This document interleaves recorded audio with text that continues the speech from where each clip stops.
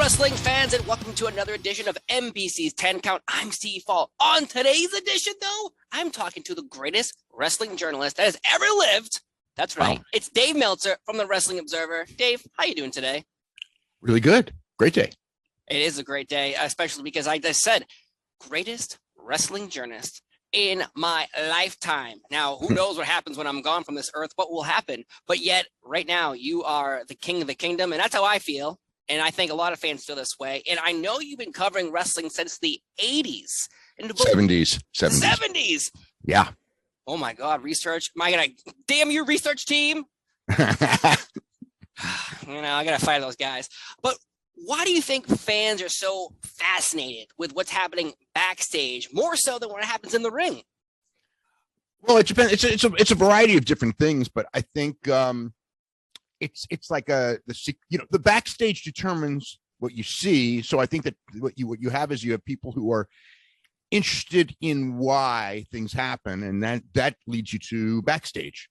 Okay, because I think a lot of fans just like they cling to every word that's written because they believe that's the gospel. And obviously over the years, I'm assuming you've been fed wrong information before. And when people feed you information, do you have to go find more sources to confirm this is happening? Oh, yeah. Or do you report it?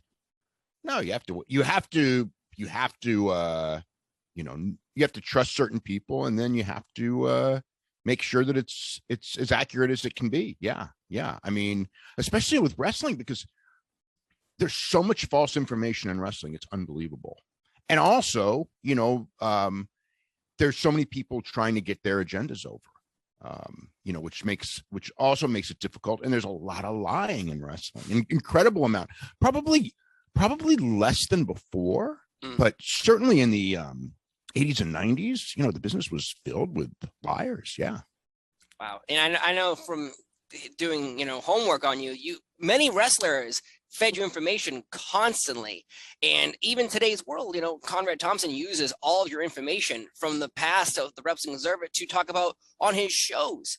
So people obviously been feeding you, but who was feeding you the most information, if you could share that information in the past? I'm not talking about that. I'm not talking about that at all. Oh, I tried to get him. Okay. So, but what breaking news story that you've covered in the past really was like the biggest juggernaut to cover? Because there's been a lot, but obviously you have been there for a long time doing this. Well, by far the biggest is the Benoit story. I mean, there's nothing even close to that. And then probably the Bret Hart Survivor Series story. As far as interest goes, I mean, those were the two that like just boomed, sales of the Wrestling Observer, among other things, but just drove me crazy in a lot of ways. Not so much the Bret Hart story. That didn't drive me crazy. The Benoit thing, absolutely did. That was just devastating on so many levels. Yeah, and it's interesting because, in the world of Beyond Wrestling, when people find stories like that out, they come to me and they're like, oh, did you hear this? Yeah, of course I heard it. I'm into wrestling, and that was one of the saddest stories to ever, and it still affects, I think, even today's wrestling. Do you agree? It was horrible. It was horrible. The other one that was big was the death of Owen Hart. But there's a lot of deaths, but the Owen Hart one, I think that was more than most, just because of the nature of how it happened, right in the middle of a pay-per-view and things like that. Right. And especially because Owen Hart was beloved by fans and wrestlers. So that story obviously would hit home pretty quick with a lot of people. Oh, yeah. But I was assuming those might be your answers because those are the biggest stories in professional wrestling ever. So obviously you've been covering since the 70s. That's right. Not the 80s, the 70s. So, but also your star rating. This has molded fans for years. For years, and people are still arguing today. It's on Twitter, so they always argue, but everywhere have been arguing over your star rating. Now, what is the criteria in this star rating? Because you have 5 stars, which people seem to love or go crazy over. So what's the criteria? 1 star is not too good. Anything below 1 is abysmal. 2 is fine. 3 is good. 4 is great. And anything over 4 is bonus points, it's like if you're at 4.5 level should be in consideration or thoughts for match of the year. 4 3/4 and 5 is match of the year. Anything above 5 is, probably should win match of the year. That's kind of like the thing. Yeah.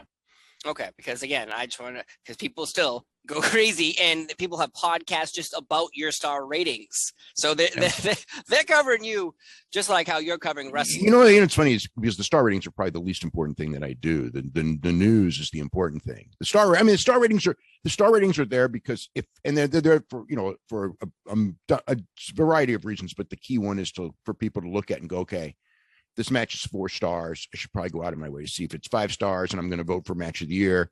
I better see it, you know. So it's kind of like recommendations that, hey, if you're going to be voting in awards, these are the things that you probably should make sure to go out of your way to see. You may not like them as much, you may like them more, but it's kind of like the recommendations. Okay. Yes. All right. I hope everyone is satisfied with your answer, because they're going to go crazy no matter what, I think. Mm-hmm. Maybe, possibly. Now, let's hope this research is right. 1987, you were actually a researcher for the WWE. Am I correct? That's not exactly right. You know, I had a deal with them that didn't really go anywhere or anything like that. But yeah, it was mostly you know, regarding Japanese wrestling and things like that. Yeah. And now today, people believe that you work for AEW. Now, is that true or not true? Well, I mean, you have to be a fool, because if I work for AEW, it's pretty ridiculous that I was given better star ratings to NXT when they were going head to head with AEW. So I was probably not doing a very good job if I was working for AEW. But I mean, if you read the issue, everything, you know, the funniest thing is like in the issues, it's like everything, so much of what I do, you know, a great deal of what I do is try to evaluate who's doing good and who's doing bad. And it's an approach of like, what numbers, you know, the numbers, you use the numbers, and the numbers are going to be your guide. You know what I mean? Like if someone's doing something like with WWE, if WWE's numbers are falling, I got to go, why are they falling? If they're rising, I got to go, why are they rising? AW is done extremely well. So I have to go, why are they doing extremely well? So there's your answers. But, you know, we're in a very polarized situation, and a lot of people, and I was really surprised.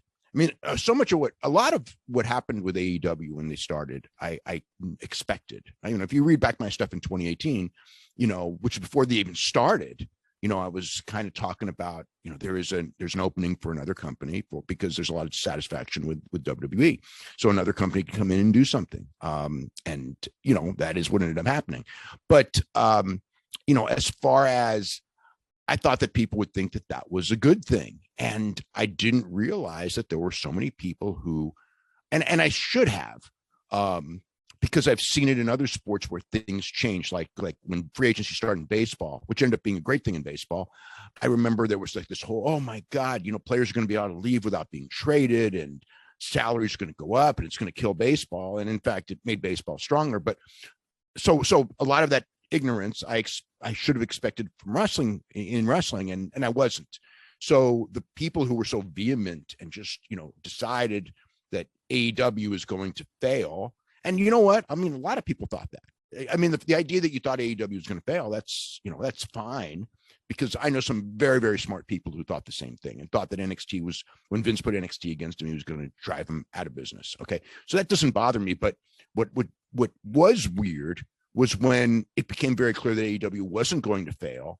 And then people in their minds had to go in there with this idea that no, it's going to fail. It's going to fail because they were, you know, they couldn't change their mind based on the information. And so that got very weird. And I think that what's happened is, you know, with me going, hey, you know what, look at the numbers, they're not failing. And people just get furious and, you know, and they come up with these ridiculous scenarios, you know, because somehow in their minds, they've decided that this thing is a failure, you know, and the longer it doesn't fail, the more it's a failure, you know, and I keep contradicting it because it's not a failure. Yes. And I'm glad that you went into detail about that, because yes, there are still fans who will hear what you said and go, nah, I don't believe him. I think it's, you know, I'm not, you know, most of the stuff people get mad at are facts, not opinions, you know, and people don't even read my, you know, the people who complain are the ones who aren't, you know, they're not reading the Observer. And if you read the Observer, you're going to know what's going on. But they're people who are just like parroting, you know, they learn from idiots, and in some cases not idiots, but people who have agendas. And, you know, some people's agendas is very, very anti-AEW. So therefore, because of those agendas, Any facts, are going to be perceived as, he's being made by them. And it's like, anyone who studies what I do would realize how completely, it's just this week alone, it'd be ridiculous. When AEW numbers are down, even for certain matches, I go, hey, look, this match didn't work in this spot, which I said about 2 matches on Wednesday's show. And I do this all the time. Every Wednesday, I talk about stuff they did right, talk about stuff they did maybe not so right, talk about why numbers are up, why numbers are down, why the reason the numbers are up will not sustain in certain ways because you can't go to the well over and over again. That is my job, Of course. And I, like you said, people, even with Raw, SmackDown, NXT, really anything, they're like, oh, there was a basketball game on. That's why they did bad that week. Oh, it was because the show was on, season finale. But yet, if that happened to the other show they don't like, they'll use that as the opposite. You see how great they did against the basketball game? It's like, well, those are the thing. Okay, I told everyone before the playoffs that everyone was going to be down, and everyone is down. But when I say that about WWE, okay, the reason they're down is because you're going against the NBA playoffs. You're going to be down, and there will be some people who will go, okay, yeah, that's right, and very few people get mad if I say that about AEW. The exact same words, people will start getting mad. And it's like, look, it's like, that is the case until the end of the NBA playoffs. Everyone's going to struggle on TV, if they go against the NBA, because the NBA is a stronger property. That's just how it is. The same thing, go against the NFL, you're going to get hurt. You go against the start of a war, the news numbers are going to be really, really high. And everyone got hurt that week too. Wrestling ratings are very determined. Like all television ratings are determined essentially by, it's your product, of course, but the weekly ups and downs are determined by the competition and how strong the competition is. And that's for Raw, SmackDown, Impact Wrestling, everybody. If it's a big night for some type of television show, the wrestling's going to get hurt. If it's a night that's easy competition, wrestling's going to look good. Right. Yeah. And I think even wrestling is maybe something that is beyond, because obviously there's, you have movies, you have TV shows. I never hear someone saying like, man, America's Got Talent to beat that other show on that night because of this reason. I think at least I'm just deep into wrestling world, so maybe that's why I see so much of the excuses for each side of the argument. It's like politics, really. You can find what you want to work for that side, or you can find what hurts the other side. Yeah. There's excuses and there's realities, and I deal with realities. I deal with, like, if people say, oh, you're giving an excuse, it's like, no, I'm giving a reality. I'm telling you why. I'm giving you the number why. Like if the NBA number is hurting it, I show you why. This is why. Look at the number. Yes, it's hurting it. Look at the variation. Look at where the NBA grew and where wrestling went down, and they are the same audience. So yeah, it's right there. So it's not, the NBA is not an excuse. The NFL is not an excuse. The idea that, there are things that are excuses, of course, that don't hold water. If there's like, I don't know, like when it comes to live shows, just an example. One of the great excuses was it's close to the end of the month and all the people on welfare are running out of money, so therefore they didn't sell as many wrestling tickets. That's an excuse. That's an excuse that you put on a show that didn't sell enough tickets because you didn't have a compelling enough show for people to buy tickets to. Right. I've heard the story of, I think it's Bruce Pritchard who says like, oh, well, a new gas station opened up down the street. Well, that's a bad one. That's a real bad one. That would be a bad excuse. It's funny because in WWE agent reports, because I used to get the WWE agent reports for years, and there'd be a bad house and they would, and the agent would go like, this is why. And I just remember Vince's reaction was always like, it's bullshit. It's like either we put on something that they want to see and they'll come to see it, or we put on something they don't want to see and they don't come to see it. And while that's simplistic as a general rule, that's how I view it too. It's like, live numbers are real numbers. Television numbers are both estimates, and also they are dependent upon competition. Live numbers, yes. If the NFL, if there's a local NFL game that's drawn 80,000 people in the same market and you're running a wrestling show head to head, it will hurt you. But if there is a go-kart race down the street or the county fair, even though a lot of people go to the county fair, that's not gonna make a difference when it comes to live attendance at a wrestling show. Right. Yeah. And I always hear the story of, oh, it's summertime. Nobody wants to be inside. Oh, Everyone's outside. Okay. So the good one was, it's summer. Nobody wants to go outside. It's cold. Nobody wants to leave the house. It's raining. Nobody wants to go. Yeah. Those were the good ones. Yeah. I mean, look, if there is a blizzard, okay, or something like that, Yeah. and the attendance is down, the blizzard is a very valid excuse. If it's sunny or raining a little bit, neither of those are excuses. Yeah, I would think so. Now, this is a question I've always had in my brain, and maybe you can answer it, but maybe it will also reveal some things. So these organizations, WWE, AEW, Impact Wrestling, I'm assuming they want to know in their building who is feeding you information. And obviously they haven't figured it out yet because you've been doing this for so long. And do you think that they ever sit in a room and is like, let's give 4 people information, and then we'll see which one gets fed to you, and then you report it, and then they figure out who it is? Because I'm assuming they've tried to figure it out, but it hasn't happened yet.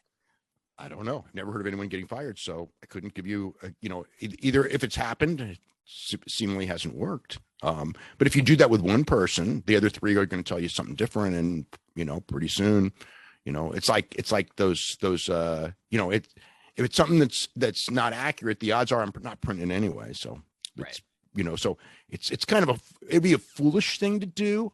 I'm sure that it's been tried, but like I said, I've never heard of anyone fired over it. So evidently they didn't have enough goods on anybody.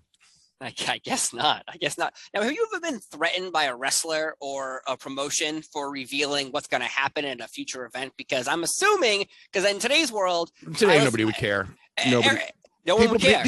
People would get mad, but the promotions know it's part of the game. Back in the 80s, I'm sure there's a million people that were unhappy. I mean, as far as threatened for revealing information, yelled at, but I couldn't say threatened. But I've been, I don't know. I mean, there've been wrestlers who've called me on the phone and left nasty messages, although not in decades. That was really something of probably that went away in the 90s. Now they just tweet you their anger, I'm assuming. Yeah, which usually from people who haven't read anything, who haven't actually read it themselves, who just are riled up by weirdos, Because I know Eric Bischoff is still angry, over the years of WCW information being leaked, and he still goes crazy on the podcast about it. Eric knew. Eric was part of it. Eric was the person who came to me and goes, trying to be nice to me and said, that there's a reason that we make sure that you have the information first because you're the most accurate and everything like that. So, what Eric says today is for entertainment purposes only, especially if you were around in the 90s. Everybody knows that, but it's his game. And, the problem is for Eric is that, history isn't really the kindest to him.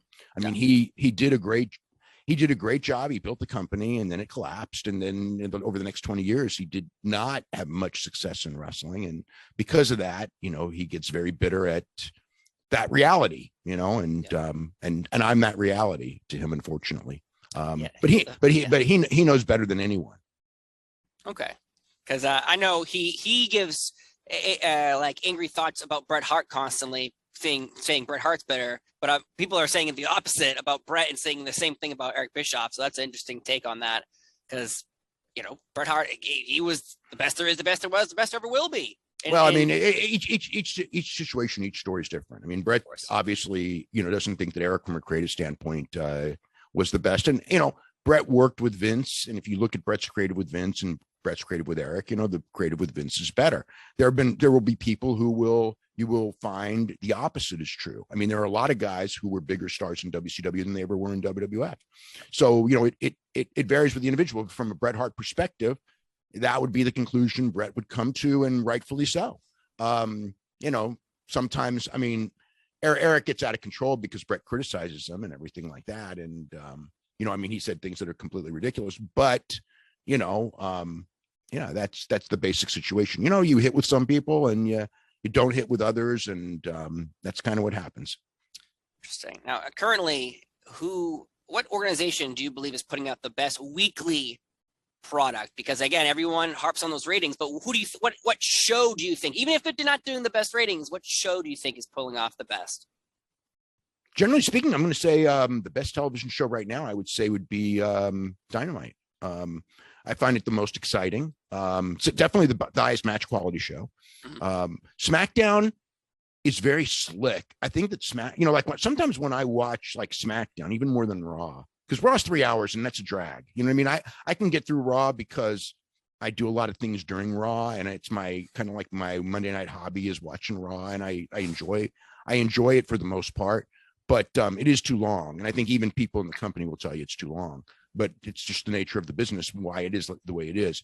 SmackDown at 2 hours is not too long. That's the right time for a wrestling show. And I often watch SmackDown because this is so slick and well produced that I could see where like an average person would like this more. Yet when I look at and I just ran the numbers, I look at year-to-year growth. SmackDown really didn't really have year-to-year growth. It's kind of stayed the same. And AEW did. So obviously AEW is growing its audience and SmackDown is not.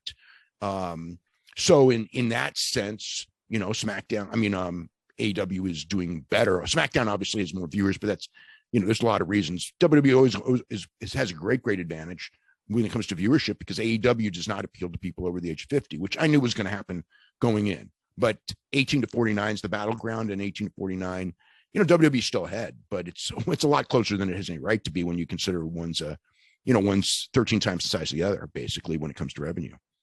Right. I think AEW, at least for me, is taking the audience who dipped out after 2001, 2002, and has returned and is very excited about this because I think they look at WWE and go, that's not my WWE. That is WWE, but it's not mine. And AEW, I think, is, bringing back some nostalgia to a lot of people for the way they used to enjoy it. WCW, ECW. But AEW doesn't do that well with an audience over 50. I mean, it's like it does very, very well. 18 to 49. It's growing with teenagers. It's the nature of what they do because it's very different from traditional wrestling as far as the presentation in a lot of ways. It's going to it's going to hit hardcore fans pretty well, and it's going to there's going to be there is an audience for it, but your older wrestling fans will look at that at AEW. And number one, I mean, there are people like Sting who are familiar, and the familiarity is a big deal, but the style of wrestling is not going to be, if you only like one style of wrestling, WWE is probably going to be closer to the style you grew up with than AEW is. If you're someone who grew up with a lot of styles of wrestling, then you'll like AEW because AEW has a million styles on their show.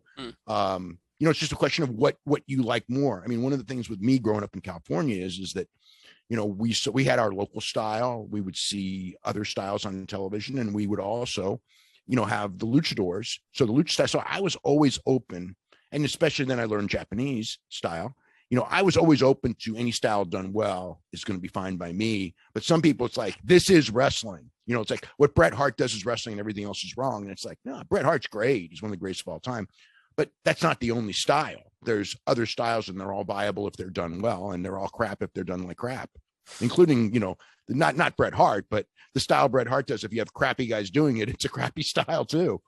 Oh yeah. I have definitely seen people try to pull off Bret Hart, and you're like, I'm sorry, you are not even Bret Hart light right now. I apologize. Now, obviously, you've done so much in your life and so much in wrestling now, but I ask all my guests, what are your goals for this year? Do you have any?